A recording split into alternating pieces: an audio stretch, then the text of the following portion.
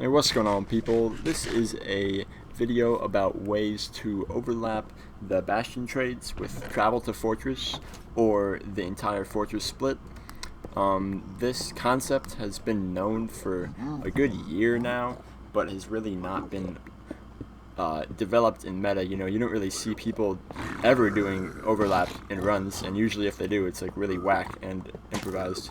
So over basically all year, I've been working at ways to overlap these trades with the fortress or the travel to fort split, and so this video basically puts all the different methods that I and some others have come up with all into one video to hopefully bring this into the meta more.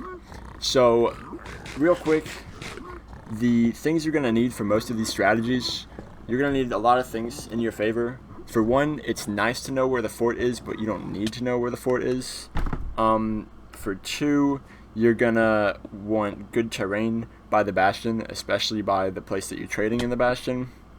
Number three is you're going to need some food. You're going to want some extra food because you will be using some extra pearls to do this strategy. And number four is you're going to need an early pearl trade, and preferably early fire res and string trades too, but they're not as necessary as the pearl trade. So there are four different methods to use to overlap these splits depending on the scenario. The first and simplest method is a double pearl or a juggle, which I'll get into in a moment. The second method is like K4's miracle route that he developed about half a year ago, but applied to more average bastion splits. The third is called death warping, which involves hunger resetting and doesn't require food like the other methods. And the fourth and fastest is stray Enderman hang, which involves hanging a pearl to the fortress before you enter the bastion. So what you're seeing right here is a double pearl done on a treasure route. This is really the only overlap method you're going to do on a regular treasure route. Basically what you do is throw the pearl away from the bastion, then loot a chest as it's falling, and then land from that, throw a pearl towards your pigs, and then throw another pearl further away from the bastion, and that'll get you some extra distance and also overlap the chest looting.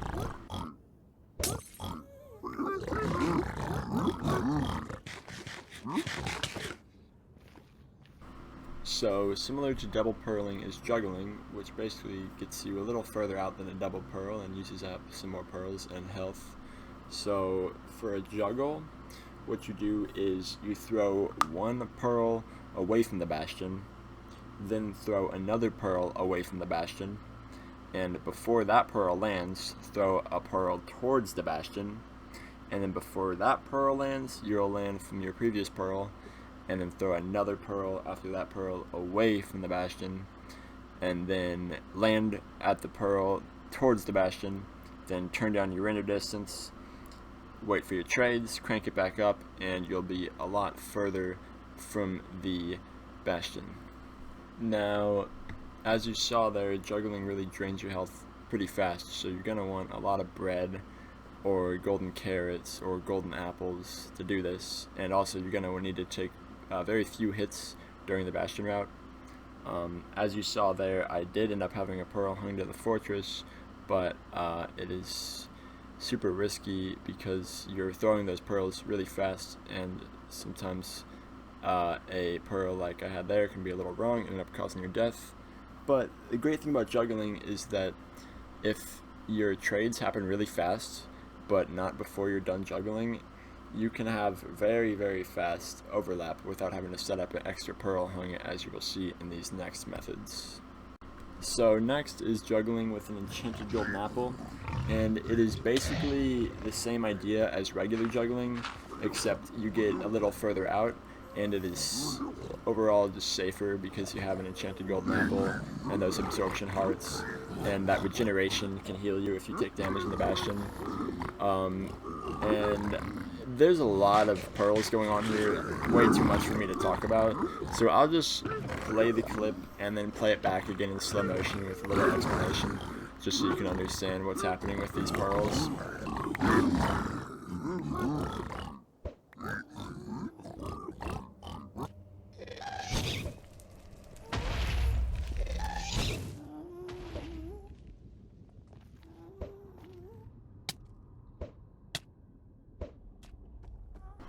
Okay, so this uses 6 pearls. The first one goes away from the bastion, and then once you land from that one, another one goes away from the bastion, and when you land from that one, you're gonna throw one back towards the bastion, and before that one lands, you're gonna throw another one away from the bastion, and then you'll land from the one towards the bastion, and then you're gonna throw another one back to the bastion.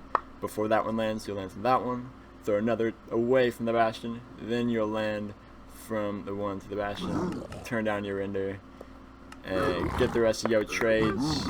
As you can see, that totally paid off in this scenario because I still have not got the rest of my trades, so I would have just been sitting here doing absolutely nothing besides organizing my inventory and throwing one pearl, and I never end up getting trades. So then I just crank my render distance back up, and I'm at the fortress. Okay, now to move on to the second method of overlapping these splits, and this is the miracle style method. So the goal of this method is to hang your pearl in the chunk behind your pigs. So in this example, I'm doing the miracle hang in stable's backside entrance, and this doesn't get many pigs, and that's not that big of a deal because you're going to overlap either a lot of travel or the whole fortress split and travel with this stable split, so the pig count doesn't really matter a whole lot. So while you're mining this gold, it's good to establish the chunk number that you'll be hanging your pearl in. So when I practice these, I do my routes with 5 pearls in my hand already, so I don't have to wait on the early pearl trades. But when you do hang your pearl behind the pigs, if you're throwing it straight up in the air, you want to jump and then throw the pearl as you are falling. And then in this scenario, I'm in chunk 94 in the Z direction, so I land at chunk 98, so that's a difference in 4. So I changed my render distance to 5 because whatever the difference in that is, you want to add 1 to it. And then from there, every chunk you cross in that Z direction, you want to increase your render distance by 1. And if you pearl across multiple chunks, you want to take note of the chunk you were in before you threw your pearl, and then look at the number that you are in when you land from the pearl, and increase your render distance by the difference in those chunk numbers. And then say if you have to backtrack between a chunk, then you want to turn your render distance down 1 before crossing that chunk border back. And when you are ready to go back to the bastion, you want to increase your render distance, then throw your pearl further away. Then you'll land from the bastion pearl and turn your render distance down just a little bit. That way the pearl is deloaded, but not deloaded so many chunks away, so that way there's less chunks to load when you do have to turn your render distance back up. And then when you're ready to go and you got your trays, you just crank it back on out of there, and you'll be plenty of chunks farther ahead.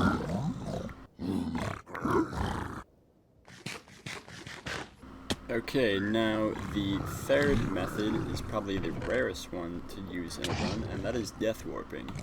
Basically, this is very useful when you don't have much food because you're overlapping a hunger reset with your travel. So what you do with this one is you need to get early crying obby, early glowstone, and early pearls. So getting all of those is really uncommon. That's why when I practice this, I do it with most of the stuff already in my inventory, because way more often than not, you're not going to get this stuff on time.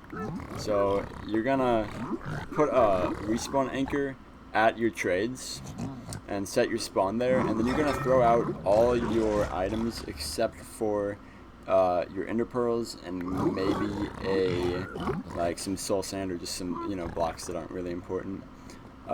So then you're just gonna pearl around the nether, taking damage however you want. The amount of pearls you take depends on how much health you do have.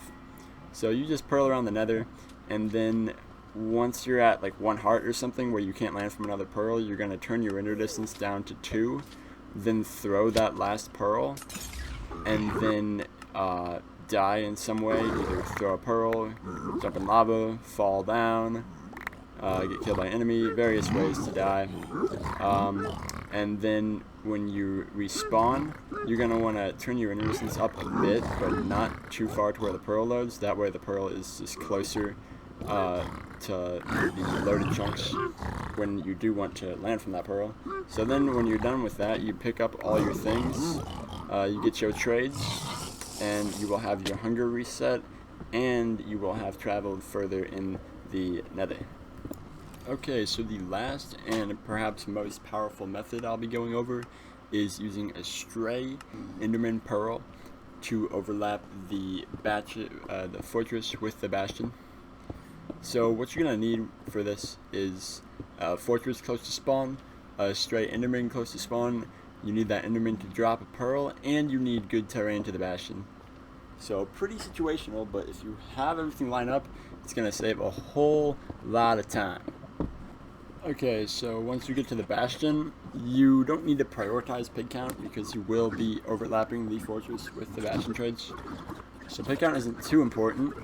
So you're going to need early pearls for sure, and then early fire res and string would be great because you know you will be overlapping the fort split. So then what you're going to do is once you get those trades, you're going to hang a pearl behind your pigs. In this scenario, I am in chunk 65 in the Z direction, so as soon as I throw it, I turn my render distance up.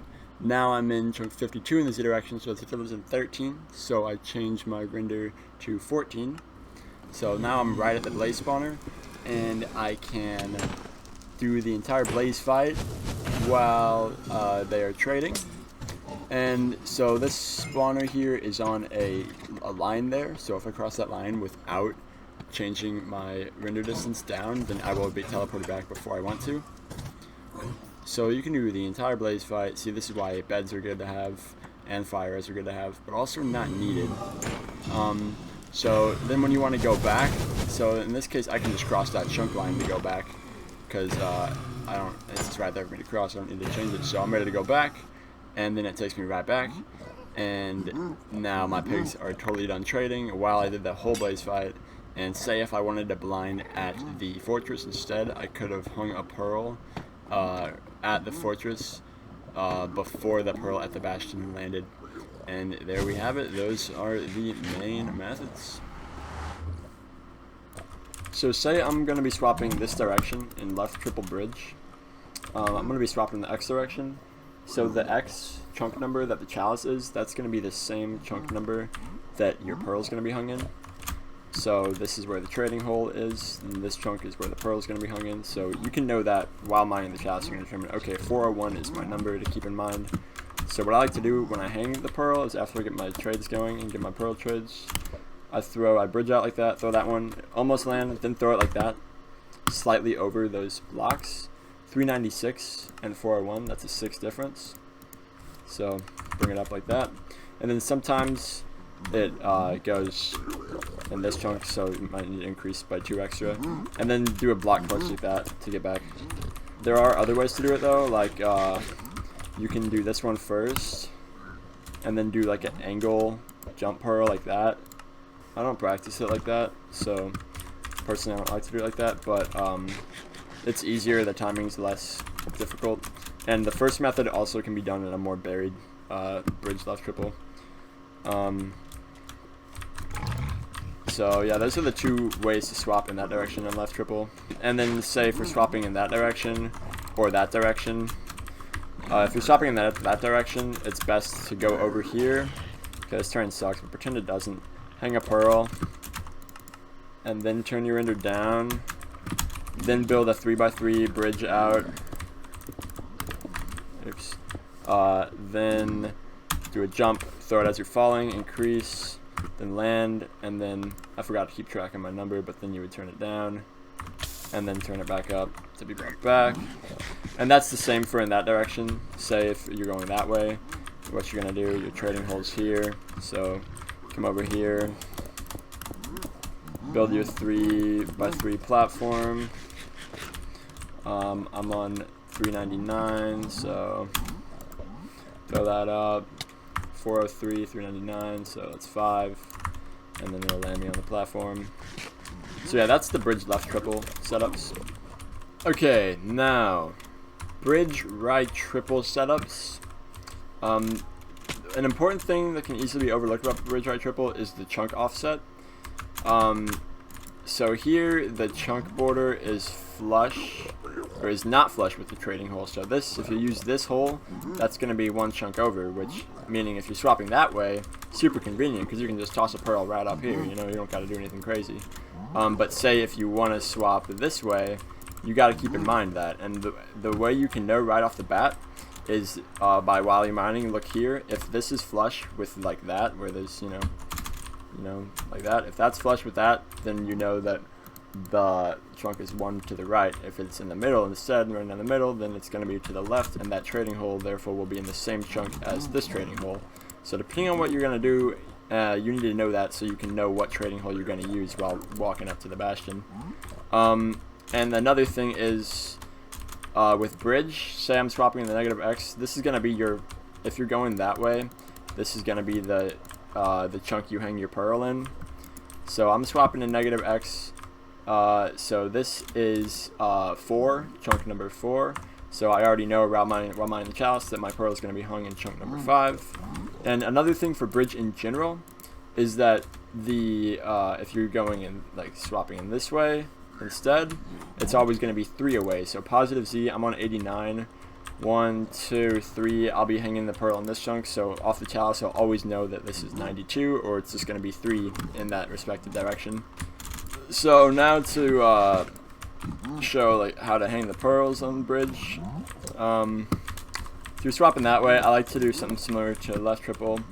So as I established, that one is 5. This chunk is going to be number 5 over my pearl, so I like to throw it there, wait till it almost lands, and aim for that block. I'll go back and show it. But 5 to 9, that's 5 difference.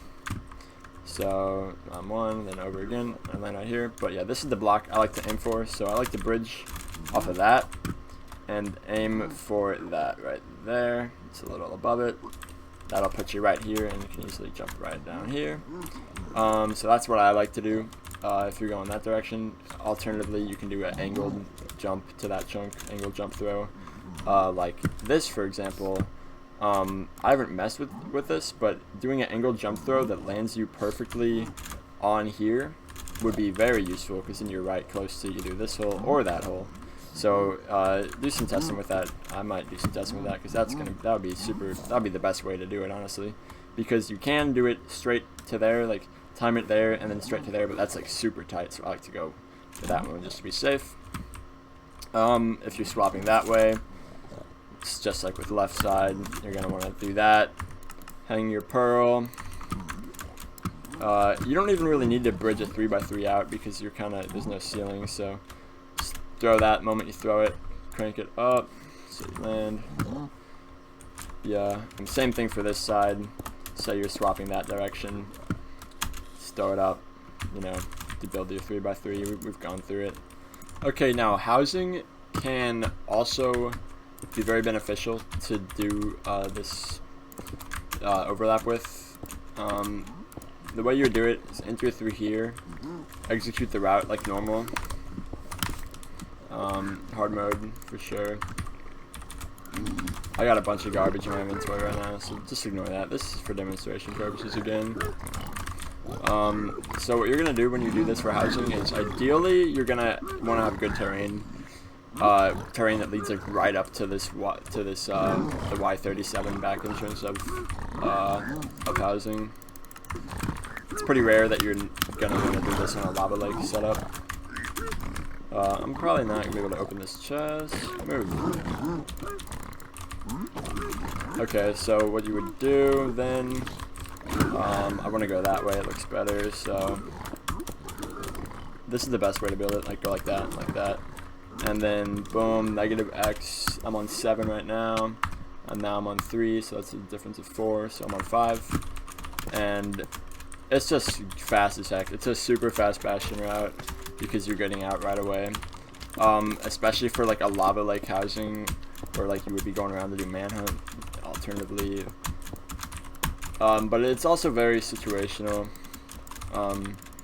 Say for example, if you have terrain that like is ideal for regular manhunt or ideal for like the above entrance, the entrance to backside housing that's a little taller, then those are obviously going to be favored. But still like super useful for like doing a really fast housing route. Like this is really the only time it's going to be used in housing, because housing is so fast in general, but doing a low pig route like this can definitely be very beneficial. I wasn't using my pearls while traveling. I don't know why, but if I was, that would have been like a super fast. Okay, now I almost forgot to include lower treasure in this video. Treasure in general, just regular treasure, it's really just never gonna do overlap stuff. Believe me, I've messed around with overlap on treasure. The only overlap you're gonna do is the double pearl, which I showed earlier. Sometimes maybe a juggle or like a death warp if you get low pigs. But lower treasure in general, I don't practice it. I don't understand it. I just die and die to the stupid magma cubes. So I'm just gonna explain it real quick. If your pigs are in this chunk, you're gonna hang your pearl at that back wall there. Say if you're in this chunk, you'll hang it, you know, at that back wall. In this chunk, at that back wall, you know, basically just put it behind your pigs depending on where you're at in the bastion. Say it is that one, negative X, that's going to be 10.